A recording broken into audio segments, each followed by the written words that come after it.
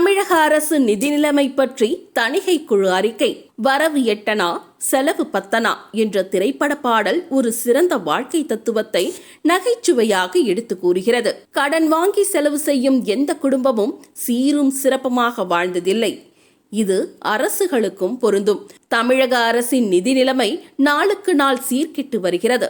தமிழக அரசின் கடன் சுமை ஒவ்வொரு ஆண்டும் அதிகரித்து வருகிறது. கடன் தொகை மட்டுமல்ல, கடனுக்கான வட்டி தொகையும் அதிகரித்து வருகிறது. 2021ஆம் ஆண்டு திமுக ஆட்சி அமைத்த போது தமிழகத்தின் கடன் தொகை 4,21,000 கோடி ரூபாய். இன்று அது 9 லட்சத்துக்கு அருகில் வந்துவிட்டது. அதாவது இன்று தமிழக மக்கள் ஒவ்வொருவரின் தலை மீதும் 1,25,000 ரூபாய் கடன் தொகை இருக்கிறது.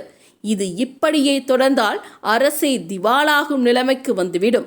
ஒப்பந்தக்காரர்களுக்கு ஒப்பந்தப்படி பணம் கொடுக்க முடியாது. அரசின் திட்டங்களை செயல்படுத்த முடியாது. மாநிலத்தின் வளர்ச்சி நின்றுவிடும். கட்டுப்படியாக தேர்தல் வாக்குறுதிகளை அள்ளி வீசி ஆட்சிக்கு வந்த திமுக தான் கொடுத்த வாக்குறுதிகளை நிறைவேற்ற முடியாமல் திக்குமுக்காடுகிறது. இதே நிலைதான் பொய்யான வாக்குறுதிகள் கொடுத்து ஆட்சி அமைத்த காங்கிரஸ் கட்சி ஆளும் கர்நாடகாவிலும் தெலுங்கானாவிலும். தமிழக அரசு ஒவ்வொரு ஆண்டும் 3,25,000 கோடி ரூபாய்க்கு பட்ஜெட் போடுகிறது. இதற்கு மேல் 1 லட்சம் கோடி ரூபாய் கடன் வாங்குகிறது. இவ்வளவு பெரிய தொகை எப்படி செலவிடப்படுகிறது, எங்கே போகிறது என்று தெரியவில்லை.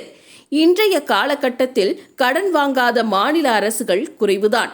மத்திய அரசும் கடன் வாங்குகிறது. ஆனால் வாங்கிய கடன் தொகை எவ்வாறு செலவு செய்யப்படுகிறது என்பது முக்கியம்.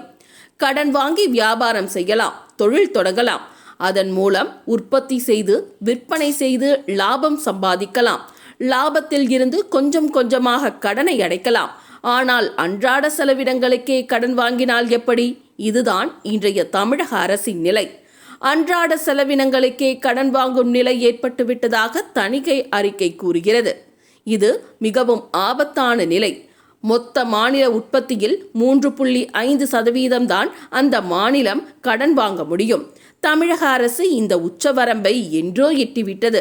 இனி மாநில உற்பத்தி அதிகரித்தாலும் ஒழிய இதற்கு மேல் கடன் வாங்க முடியாது. அதனால்தான் 2023ஆம் ஆண்டு சென்னை மெட்ரோ திட்டம் 2 அப்படியே நின்றுவிட்டது. எங்கள் சொந்த நிதி ஆதாரத்தை பயன்படுத்தி இந்த திட்டத்தை நிறைவேற்றுவோம் என்று வீராப்பு பேசிய முதல்வர் இறுதியில் ஒன்றும் செய்ய முடியாமல் மத்திய அரசிடம் மண்டியிட்டது உங்களுக்கு நினைவிருக்கும். கடனின் பெருந்தொகை முந்தைய கடனுக்கு வட்டி செலுத்துவதற்கே செலவாகிறது. மீதமுள்ள தொகை அரசின் செலவினங்களை சமாளிக்க பயன்படுத்தப்படுகிறது. இன்னும் கொஞ்ச காலம் போனால் கடன் வாங்கிதான் பழைய கடனுக்கு வட்டி கட்ட முடியும் என்ற நிலை வந்துவிடும். பொருளாதார நிபுணர்கள் எத்தனையோ ஆலோசனைகள் கூறியும் மாநில அரசு அவற்றை சட்டை செய்யவில்லை. ஊதாரித்தனமாக நடந்து கொள்கிறது. செலவினங்களை கட்டுப்படுத்த அரசுக்கு மனம் இல்லை. தேர்தல் நெருங்கும் நேரத்தில் முந்தைய தேர்தலின் போது கொடுத்த வாக்குகள் நிறைவேற்றப்படாததால் திமுகவின் வெற்றி வாய்ப்புகள் பாதிக்கப்பட்டுள்ளன என்பதை திமுக அரசு நன்கு அறியும். எனவேதான் கடன் வாங்கியாவது மகளிர் உதவித்தொகை மற்றும் இலவச பஸ் பயணம் போன்ற திட்டங்களை தொடர்ந்து செயல்படுத்துவதில் அரசு முனைப்பாக இருக்கிறது. கடந்த 3 ஆண்டுகளாக கேபிட்டல் எக்ஸ்பெண்டிச்சர் என்று சொல்லப்படும் அரசின் மூலதன முதலீடுகள் குறைந்து வருகின்றன. மொத்த பட்ஜெட்டில் 30% மட்டுமே முதலீடு செய்யப்பட்டு வருகிறது. மூலதன முதலீடு இல்லாமல் போக்குவரத்து, சுகாதாரம், பள்ளி கல்வி, மின்சாரம் ஆகிய மக்கள் பயன்பாட்டு துறைகளில் ஏற்கனவே உள்ள கட்டமைப்புகளை பராமரிக்க முடியாது, பலப்படுத்த முடியாது, புதிய கட்டமைப்புகளை உருவாக்க முடியாது. கடந்த 4 ஆண்டுகளாக தமிழ்நாட்டில் இந்த கட்டமைப்புகள் சீரழிந்து வருவதை நாம் பார்க்கிறோம். இத்துறைகளில் உள்ள ஊழியர்களுக்கு மாத சம்பளம் கொடுக்கவும் ஓய்வூதியம் வழங்கவும் மாநில அரசிடம் நிதி இல்லை. தேர்தல் வாக்குறுதிப்படி தற்காலிக பணியாளர்களுக்கு பணி நிரந்தரம் செய்ய முடியவில்லை. துப்புரவு பணி முதற்கொண்டு பல அரசு பணிகள் தனியார் மயமாக்கப்பட்டு வருகின்றன. ஆனால் விளம்பரத்திற்கு செலவு செய்ய அரசு தயங்குவதில்லை.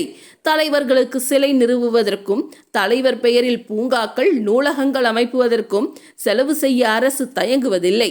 நிதி பயன்பாட்டை பொறுத்தவரை அரசின் தவறான அணுகுமுறையை தான் இது காட்டுகிறது. தேவையற்ற செலவினங்களுக்கே மாநில அரசு முக்கியத்துவம் கொடுக்கிறது. இதுதான் திமுக தலைவர் மு.க. ஸ்டாலின் பெருமைப்பட்டுக் கொள்ளும் திராவிட மாடல் அரசா என்று மக்கள் கேள்வி எழுப்ப தொடங்கிவிட்டனர். நிதி நெருக்கடி வரும்போது சிக்கன கொள்கையை கையாள வேண்டும். தவிர்க்கப்பட வேண்டிய செலவுகள் தவிர்க்கப்பட வேண்டும். குறிப்பாக அரசு கொடுத்து வரும் இலவச திட்டங்கள் உடனடியாக நிறுத்தப்பட வேண்டும்.